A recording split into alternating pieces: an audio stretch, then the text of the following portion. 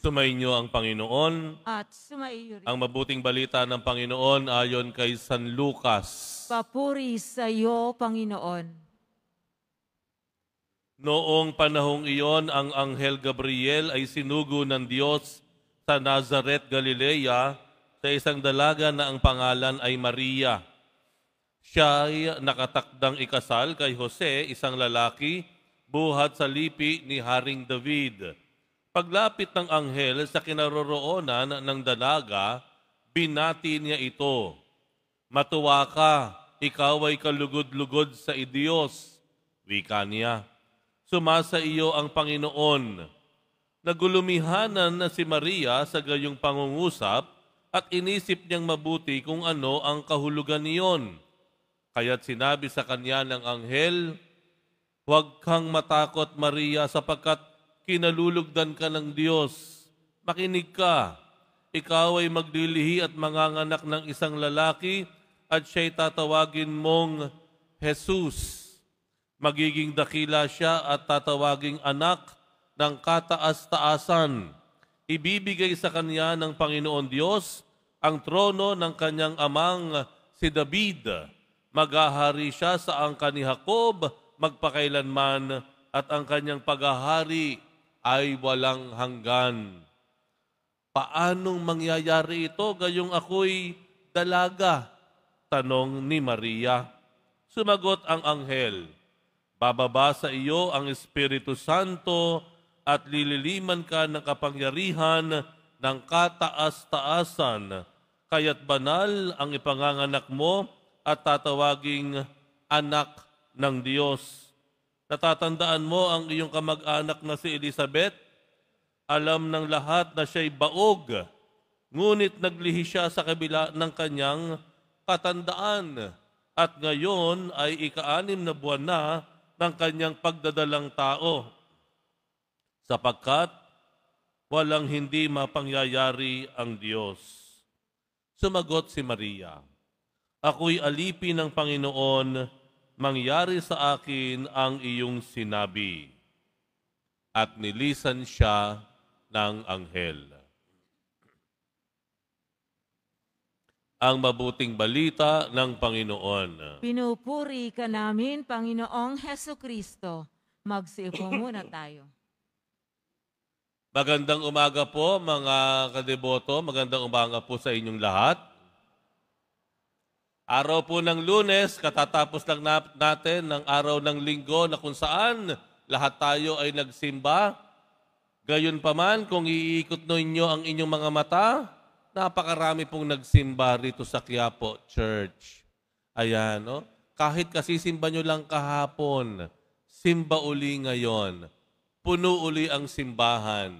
Ito po ay malinaw na biyaya ng Diyos, biyaya ng pagpupursigi, biyaya ng pagtitiwala. Palakpakan po natin ang ating mahal na poong Jesus Nazareno, ang ating Diyos. Maraming salamat po sa biyaya ng pagpapahalaga sa banal na misa. Siguro isa rin pong dahilan dahil ngayon ay national holiday. Tama po, ano? Walang pasok. At ito po ay ginawang national holiday, naniniwala po ako, hindi lang para magpahinga tayo, hindi lamang para magpunta ng simbahan, kung hindi tayo ay inaasahan ng ating bayan na ipagdasal ang kapakanan ng ating bansa. No? Ginawang holiday, ang December 8, holiday of obligation po ngayon. Ibig sabihin, araw na dapat magsimba ang mga binyagang Katoliko. 3 lamang naman ang ating holiday of obligation sa Pilipinas. Tama po? December 8, December 25, at January 1. Holidays of obligation. Mga araw na dapat magsimba. At ang araw na to, December 8, national holiday. Inaasahan po tayo na ipagdasal ang ating bansa. Ipinagdadasal nga ba natin ang ating bansa? Salamat sa Diyos. Ang ating pag-asa, ang tunay na kalayaan, magmumula at mag-uugat sa Diyos. Amen? Kagabi po ako ay nandyan sa labas at may isang kabataan, no, binatilyo. Sabi niya, birthday ko po, Father, bukas. Birthday niya bukas. Wow! Sabi ko gano'n. Mga 10, 11 yata yan, lalaki, no? Birthday ko po bukas. Oh, galing. Happy birthday, ah. O ano gagawin mo sa birthday mo? Ang sabi niya, magsuswimming po kami sa Bulacan. Magsiswimming daw sa Bulacan. Pagkatapos po, kasama nung ilang mga kaibigan niya, bago ako umalis, ang sabi ko sa kanya, o sige, happy birthday, ha? Wag mong kalilimutan na laging mangangarap. No? Hold on to your dream, sabi ko sa kanyang ganoon. Wag mong bibitawan ang iyong pangarap. Sabi ko dun sa bata, alam ninyo, may napansin ako sa kanyang mukha, parang blanco. Ganun. Sabi ko, panghawakan mo ang iyong pangarap, wag mong bibitawan. Kasama nung isa niyang kaibigan na ganun sa akin, blanco. Blanco. Alam po ninyo, ang Diyos ay Diyos ng pangarap. Siya ay Diyos na mayroong proactive proactive na pamamaraan. Ang Diyos, tinitingnan lagi yung ating hinaharap. Forward-looking, ika nga, ang Diyos. Forward-looking. Bakit ko sinabi iyon? Ang Immaculada Conception, ano ibig sabihin ng Immaculada Conception? Malinis na paglilihi. Kanino po? Kay Mama Mary. Hindi po kay Jesus, ha? Hindi kay Jesus. Kay Mama Mary. Kaya Immaculada Conception. Di po ba? Ano po ibig sabihin ng malinis na paglilihi kay Maria? Ano ibig sabihin nun? Ano ibig sabihin ng Immaculada Conception? Ibig sabihin po, ang ating mahal na Birheng Maria, nung siya ay ipinaglihi, ng kanyang nanay, ni Santa Ana, hindi po siya na dumihan o hindi niya minana yung original sin o kasalanan ng ating mga naunang magulang na sino nga yun? Eva at Adan. Eva at Adan. Di ba? The original sin, ang manang kasalanan na ginawa ng ating mga unang magulang ay hindi na po na niya minana.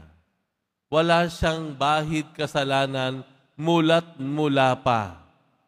Hindi na niya namana. Bakit? Baka tanong niyo, bakit? Ito po ay ibinigay ng Diyos isang beses lang. Kanino? Sa magiging ina ng manunubos. Magiging ina ng tagapagligtas ng tao. Si Jesus. Si Maria, sinigurado ng Diyos, walang bahid kasalanan, sapagkat sa kanyang sinapupunan, manggagaling ang Diyos na nagkatawang tao sa katauhan ni Jesus. Maliwanag po. So, ibig sabihin, long before, long before, ang Diyos forward-looking na, proactive, tinitingnan na yung hinaharap at gumawa na siya ng paraan. Ang batang ito na nasa sinapupunan ni Santa Ana ay gagawin ko na malaya sa anumang manang kasalanan dahil pagdating ng panahon sa hinaharap, siya ang magdadalang tao. Sa kanyang sinapupunan, magkakaroon ng buhay bilang tao ang anak ng Diyos. Amen? Hindi ba tawag doon ay proactive? You look forward. Ayan. Ikaw ay tumitingin sa harapan. Tinitingnan mo ang kinabukasan. Ibig sabihin, nangangarap ka. Hindi mo binibitawan ang pangarap mo. Kahit ano pa man ang nangyayari sa ngayon. Kahit ilang setbacks pa yan. Kahit anong ilang frustrations yan. Kahit ilang denial yan. Kahit ilang rejection yan. Kahit yung mga inihanda mo in an instance, biglang nawala. Pero hindi mo bibitawan ang pangarap mo. You always look forward. Hindi ka parang blankong nakatingin. You don't just live kung ano meron ngayon. You also look forward. Forward-looking.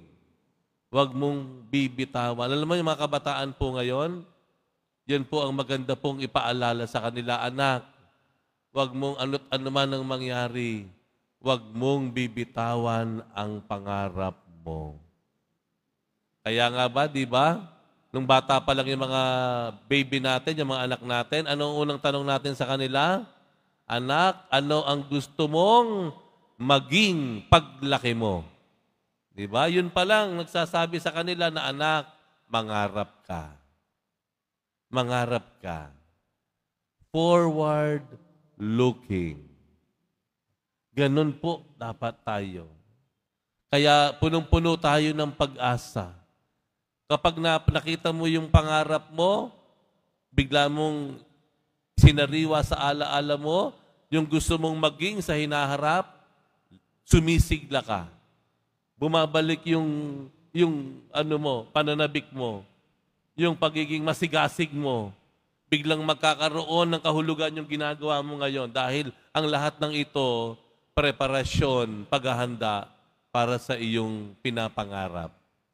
Amen? Continue to dream.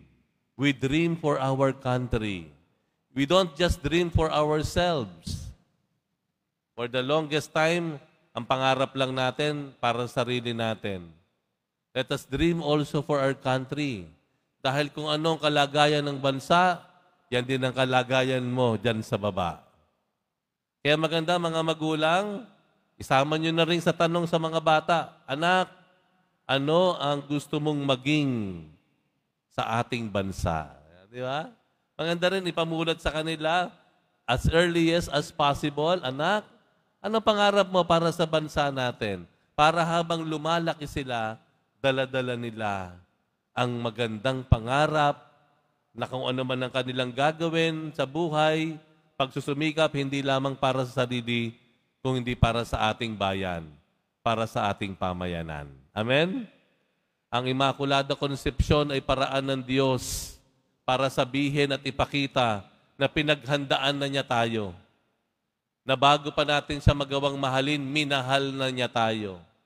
Bago pa natin magplano para sa ating sarili, may maganda ng nakahandang plano para sa ating buhay. Kaya nga po ba sa ating ganang sarili, sana po, wag nating bitawan ang ating mga pangarap. Let us all look forward. Let us all be positive. And if we look forward and if we look positively, sana po wag lang para sa sarili. Para din sa ating mga kababayan. Para sa ating pamayanan. Para sa ating bansa. Amen.